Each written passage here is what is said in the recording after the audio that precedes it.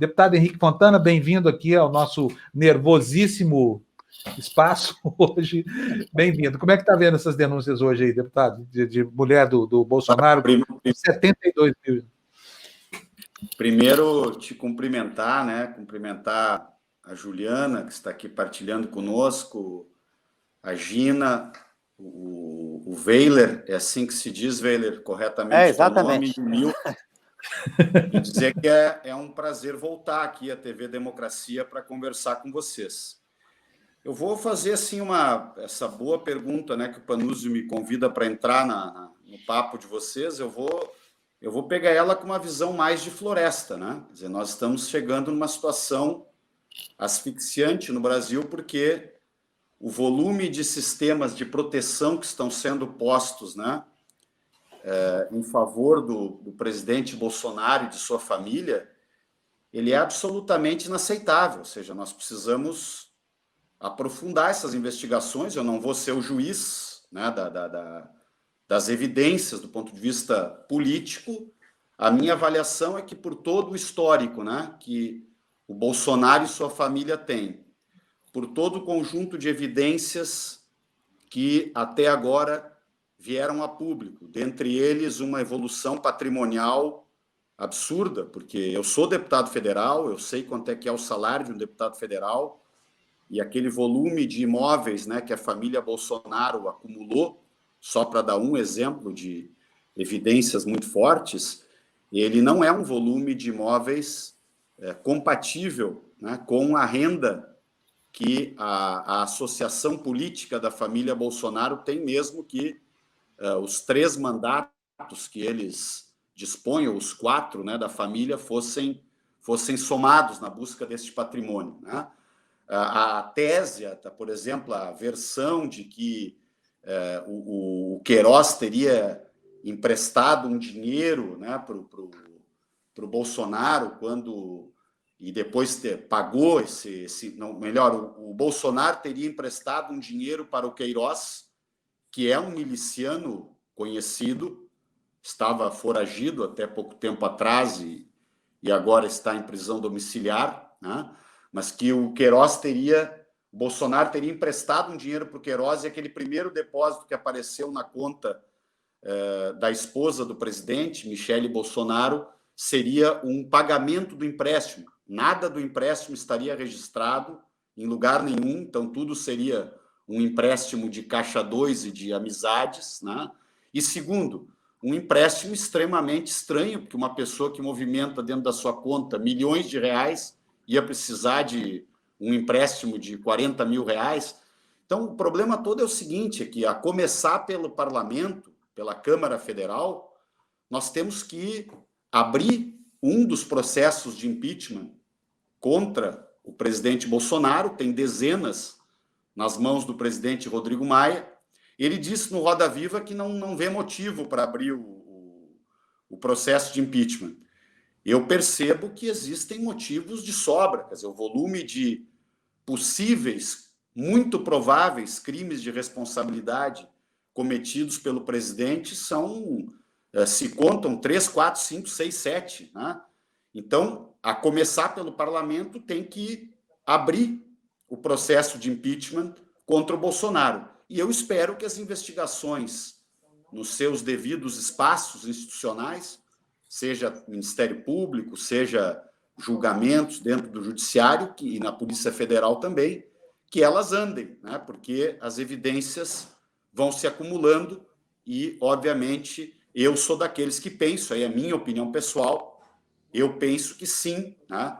Houve desvio de recurso público por parte da família Bolsonaro, neste caso das rachadinhas, mas é óbvio que quem tem que dar a palavra final sobre isto é a justiça do nosso país.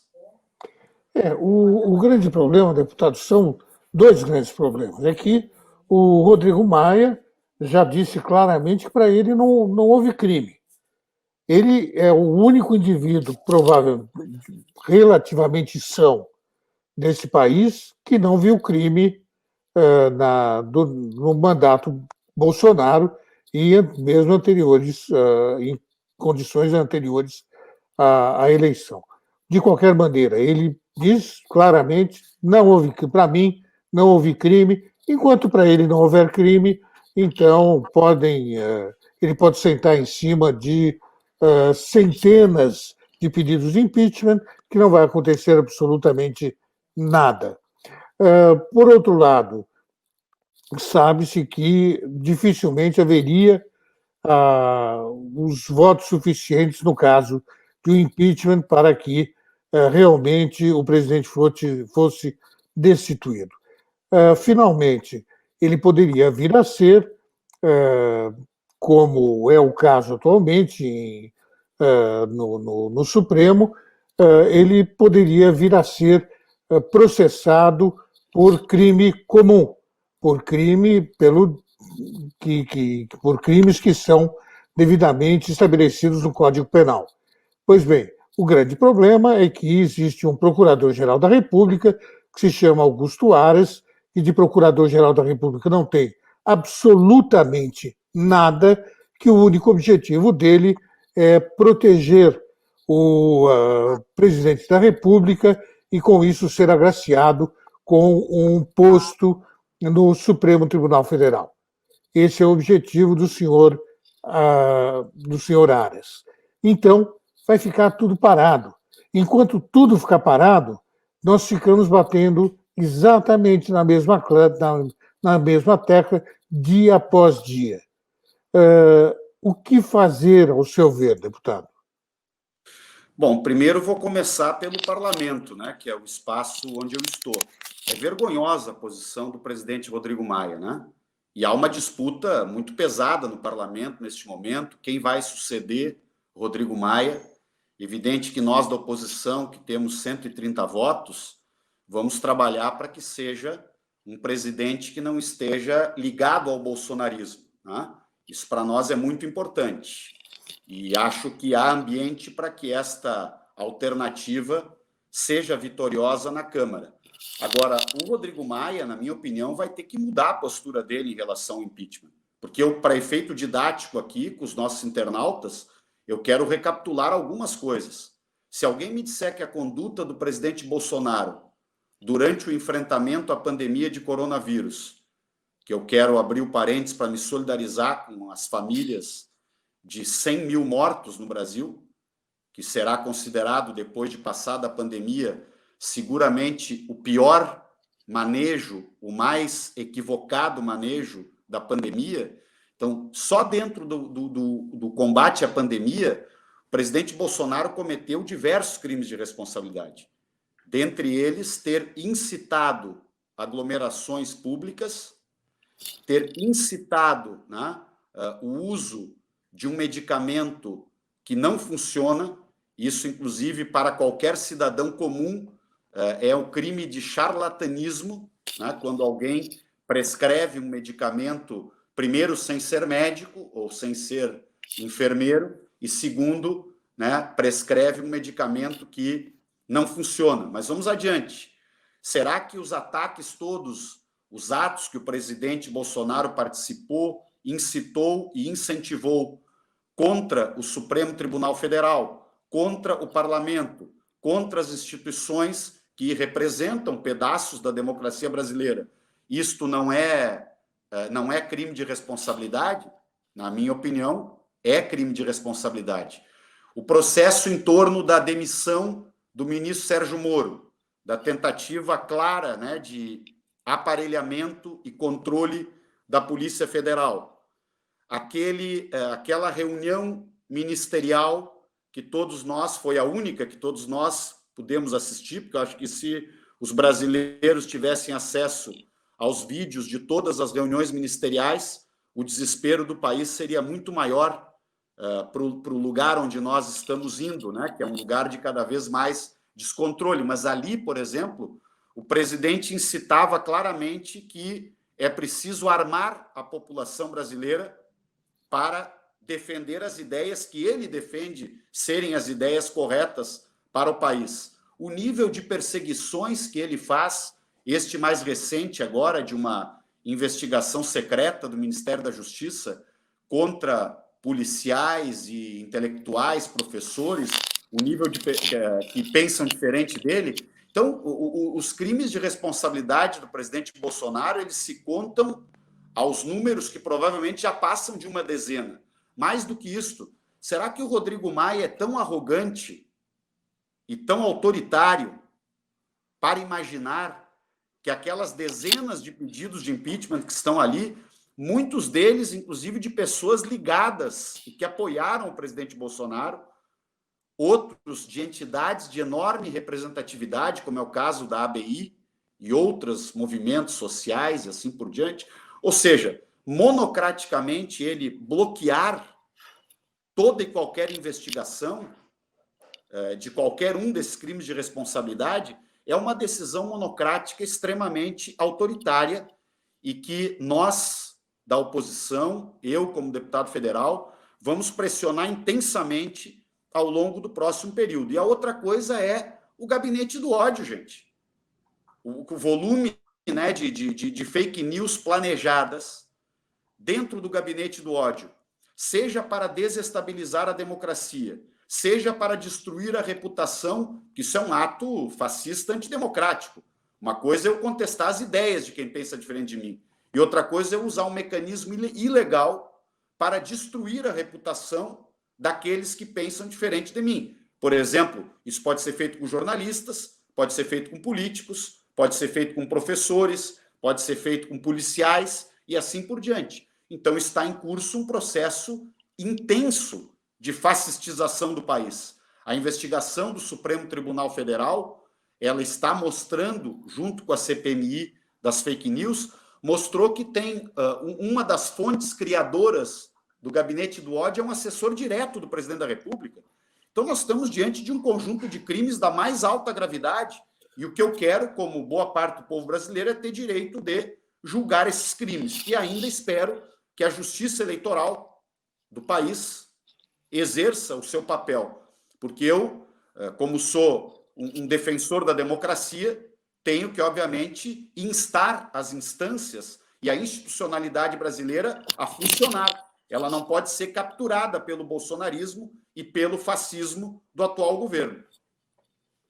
Deputado, eu gostaria de saber do senhor, aprofundar um pouco mais uma análise do senhor de médio prazo, como é que o senhor compreende ou interpreta essa postura do Rodrigo Maia? Obviamente não é paixão, não é gosto, não é birra, ele tem um cálculo.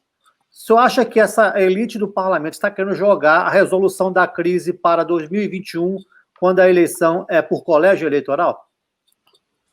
Bom, Vele, primeiro eu preciso aqui aproveitar para propagandear uma emenda constitucional que eu sou autor, que foi protocolada, né, em março do ano passado, porque é fruto de uma reflexão de um conjunto, primeiro, daquilo que eu chamo um grande golpe contra a democracia, que foi a cassação do mandato da presidenta Dilma. Mas, mais do que isto, estes microgolpes estão acontecendo pelo país afora com cassações frequentes de prefeitos e assim por diante, nestes casos, sem crimes de responsabilidade. Segundo, sempre é um absurdo, né, que um parlamento substitua o voto direto da população para escolher um presidente da República. Né?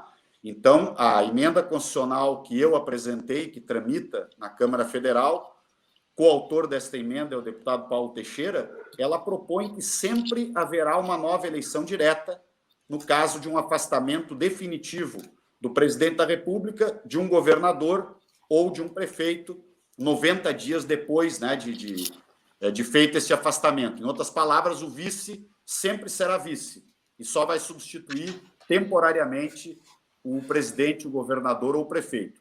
Agora, na minha opinião, o cálculo do Rodrigo Maia é um cálculo totalmente errado, né? Aliás, o campo político dele vai ser engolido por este cálculo errado dele, se ele não mudar o cálculo, porque o espaço, infelizmente, para nós que queremos uma democracia com toda a pluralidade no país, com líderes de direita, de centro, de esquerda, com todo o espectro, né, da divisão de mundo, disputando de forma democrática os rumos do país, mas o fato é que, se eles continuarem com esta lógica, que, na minha opinião, é preservar o Bolsonaro com a velha tese de que nós podemos, na medida em que ele se enfraquece, nós podemos controlar cada vez mais o Bolsonaro e retirar do Bolsonaro, do governo Bolsonaro, o conjunto de políticas econômicas que eles entendem serem as melhores para o país e que eu acho boa parte delas, a maior parte delas, equivocada. Mas é uma espécie de troca, né? Deixa o Bolsonaro ali e vamos fazendo aqui esta mudança econômica, né? É um profundo equívoco, primeiro porque o que vai terminar acontecendo é que, infelizmente, este campo, né, do bolsonarismo e disto que nós estamos chamando de neofascismo, cada um dá o apelido que quiser, ele vai tomar conta do espectro da direita e centro-direita da política brasileira. E aí o grupo que o Rodrigo Maia representa, esse próprio grupo vamos dizer, de direita e centro-direita, que tem preocupações democráticas, e aqui eu quero reconhecer, nesse sentido, o papel do Rodrigo Maia, ele vai ser engolido, porque quem vai tomar conta deste espaço, e aí nós vamos ter de novo o Bolsonaro, ou o candidato apoiado por ele, né? Presente, se essa normalidade totalmente anormal da política brasileira atual for mantida, ele vai ir para o segundo turno na próxima eleição e vai enfrentar um candidato da esquerda, da centro-esquerda do país, que eu espero ganhe a eleição, mas será uma eleição duríssima, porque estão sendo tão coniventes com os crimes que o Bolsonaro comete, que daqui a pouco isso vai estar tão naturalizado que as pessoas que apoiam o Bolsonaro, muitas delas induzidas a erro e que poderiam mudar de ideia, vão se consolidar no apoio ao bolsonarismo. Deputado, eu vou pedir para o Fernando. Fernando, por favor, coloca a entrevista do Cacai, aquela sonora do Cacai no ponto, porque eu quero mostrar para o deputado que certamente ainda não conhece o assunto. É o seguinte, a gente fez uma live aqui ontem na TV Democracia, não foi iniciativa nossa, não, foi do advogado Pedro Serrano. Fábio, eu só vou pegar um copo de água, mas vou assistir, tá? Com toda a atenção aí, o ponto que vai colocar. Tá bom, vai lá. Coitado. Eu também levantei aqui agora há pouco, vou dar uma enroladinha aqui, mas deixa eu falar aqui para o pessoal. O deputado voltou aqui, ó. Coloca ele aí. Bom, deputado, é o seguinte, ontem à tarde, dias atrás aqui entrevistando o Pedro Serrano aqui, que é um excelente constitucionalista, ele nos sugeriu aqui que realizássemos uma live para discutir o fim da Lei de Segurança Nacional e a substituição por uma lei de defesa do Estado, que servisse também como instrumento de defesa da democracia, e não para gerar inimigos de Estado, como é, né, a proposta, o espírito da atual Lei de Segurança Nacional. E aí ontem nós reunimos aqui o Cacai, né, o Antônio Carlos de Almeida Castro, Pedro Serrano, Cristiano Marona, a Carol Proner e o deputado Paulo Teixeira. O deputado Paulo Teixeira, seu colega de partido, estava aqui, ele ouviu isso, e eu fiquei estarrecido com uma revelação do Cacai. Eu não conhecia, isso não está nos jornais hoje, está só aqui por enquanto, vai começar a repercutir ao longo do dia de hoje. Eu queria mostrar e pedir a sua opinião sobre isso que o Cacai nos revelou ontem aqui. Pode rodar, Fernando, por favor. Fala, Cacai, conta qual que é. O ex-ministro da Justiça, Moro, talvez as pessoas ainda não saibam disso, mas isso, Paulinho, é de uma gravidade enorme. Ele tentou instrumentalizar a Polícia Federal usando a Lei de Segurança Nacional. Eu acompanhei determinada pessoa, um inquérito que foi aberto numa delegacia especial da Polícia Federal, e o delegado me disse, olha, tem mais de 100 inquéritos abertos aqui, mais de 100 inquéritos contra aqueles que ele julgava ser inimigos ou dele ou do presidente da República. É algo inconcebível, fiquei horrorizado com essa questão toda. Inclusive, nós não podemos esquecer que ele, ministro da Justiça, se sentindo ofendido, pediu a abertura de um processo usando a Lei de Segurança Nacional contra o presidente do Conselho Federal da Ordem, o Felipe Santa Cruz. O Felipe, na época, não tinha nem maior relacionamento com ele, me honrou convidando para ser advogado dele, eu sou advogado dele. Inclusive, foi muito interessante, porque, imagine, o presidente do Conselho Federal da Ordem, por uma crítica que fez, o Adhemar Borges fez um belíssimo parecer, evidentemente pro bono, demonstrando a atual doutrina e mesmo jurisprudência da Espanha, de Portugal, da Itália, onde o direito à crítica, especialmente contra autoridades, ele é um direito à crítica que permite muito mais veemência, muito mais virulência até. Alguns jurisprudência fora do Brasil usa isso. E o Felipe, por fazer uma manifestação absolutamente simples, não seria crime em lugar nenhum, foi tentado usar, foi não, está sendo, porque nós ganhamos, evidentemente, eu não posso dizer que ainda há juízes em Brasília, mas o Ministério Público apresentou, o Ministério Público aceitou a sugestão, não na Lei de Segurança Nacional, já afastou a Lei de Segurança Nacional, mas, de qualquer maneira, apresentou o processo e o juiz não aceitou, e hoje está no Tribunal Regional Federal. Eu acho que vai ser um julgamento importante, um julgamento interessante. E aí, deputado, o que achou dessa denúncia? Mais de 100 processos com base na Lei de Segurança Nacional, movidos pelo Moro enquanto ministro contra adversários políticos seus e do regime.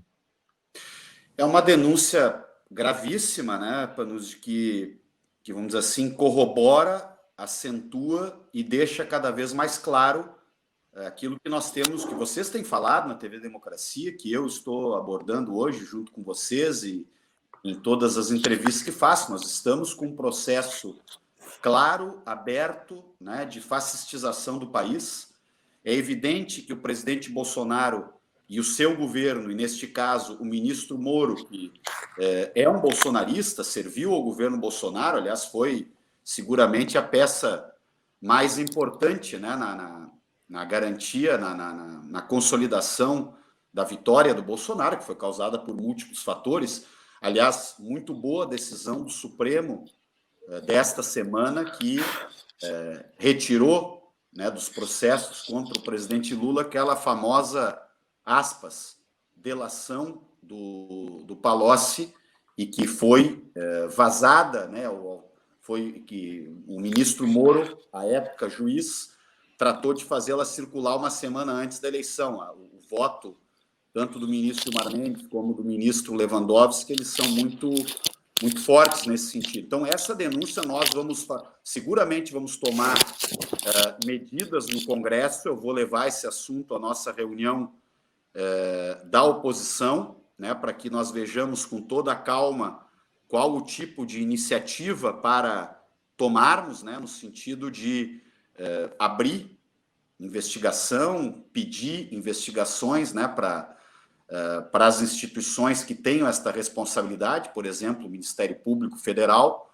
porque este relato que o Cacai faz, né, de usar a Lei de Segurança Nacional contra 100 adversários, contra 100 pessoas que são seus inimigos ou adversários políticos, que é a palavra que eu prefiro, é um claro ato de uso do poder de Estado para intimidar adversários. E esse uso do poder de Estado ele está sendo feito descaradamente, por exemplo, contra a imprensa, contra, enfim, né, tem inúmeros casos, né, que vieram à tona. E é isso que eu fico impressionado, que o Rodrigo Maia, inclusive, que é atacado com frequência, né, pelo bolsonarismo, acha que nós não temos porque outra coisa, antes eu acho que o Milton falou, mas os votos, não tem os votos para o impeachment. Eu não sei se tem ou não tem os votos.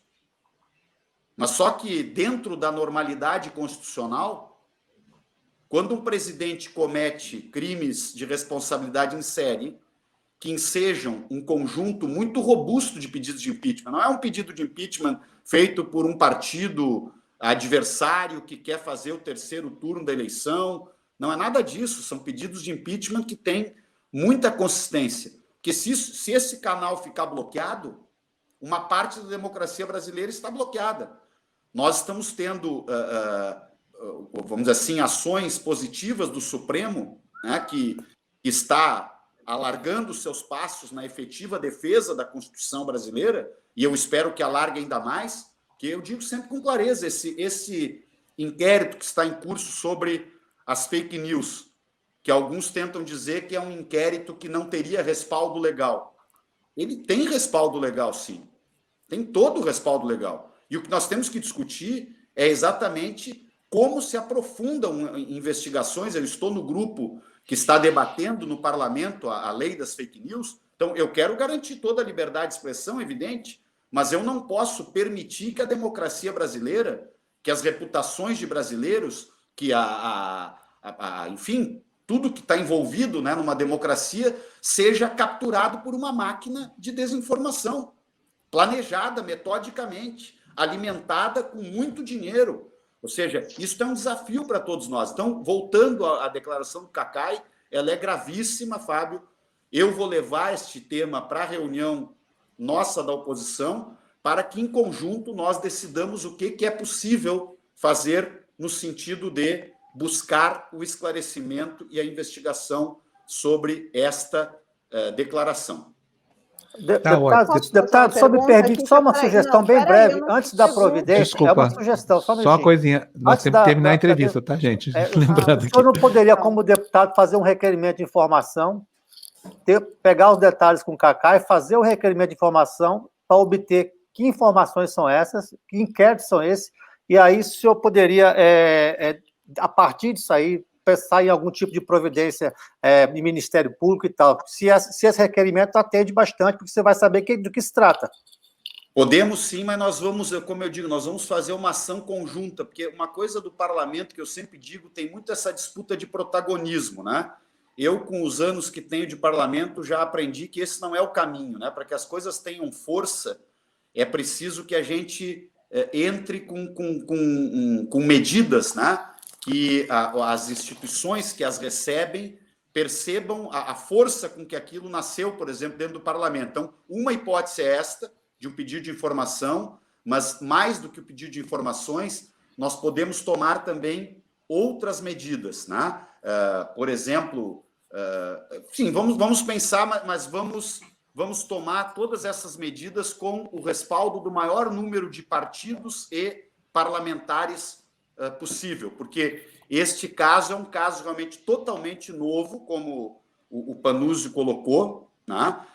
A gente sabia, né, de um caso que, óbvio, foi público e notório, foi quando o juiz, o ministro, né, Moro, à época amicíssimo de Bolsonaro, e hoje querem se tornar adversários, né, mas eu não acredito muito nessas diferenças tão grandes assim entre eles, mas o fato é que quando ele, um dos primeiros casos que ele tentou usar a Lei de Segurança Nacional foi contra o presidente Lula, o ex-presidente Lula, né, por declarações que havia dado. E o Cacai colocou uma frase muito importante. Quem tem vida pública, obviamente que não só está sujeito a um conjunto, né, de críticas mais intensas, críticas que podem, inclusive, ser mais alargadas em relação ao cidadão comum, obviamente. Sempre esta pessoa, que é o meu caso, sou um deputado federal, ela sempre terá mecanismos legais para defender a sua própria honra, né? Agora, o grave aqui é isso, né? É uso descarado do aparelho de Estado, como, aliás, este mesmo aparelho de Estado está sendo usado, né? Que a tentativa de fazer da Polícia Federal uma polícia política. Isso é público e notório, né, no país. Agora, o que o ministro da Justiça atual, né, está fazendo em relação à investigação, aspas, investigação, que na verdade é uma tentativa assim, de preparar dossiês para que o governo use no seu processo político, né, de fortalecimento, para coibir, por exemplo, policiais que pensam diferente da visão do atual presidente, que é esse processo mais atual sobre o qual estamos debruçados. Então, tudo isso é muito grave, eu só quero voltar, porque tenho uma esperança que o Rodrigo Maia ouça essa nossa entrevista, a pressão sobre ele vai ter que aumentar. Não pode haver um acordo de bastidor para tornar o Bolsonaro imune a um processo de impeachment. Se ele tiver votos para se defender, bom, esses votos vão ter que aparecer, a sociedade vai debater, os deputados que forem votar para proteger o Bolsonaro vão ter que votar. Agora, ficar tudo como está parado é inaceitável.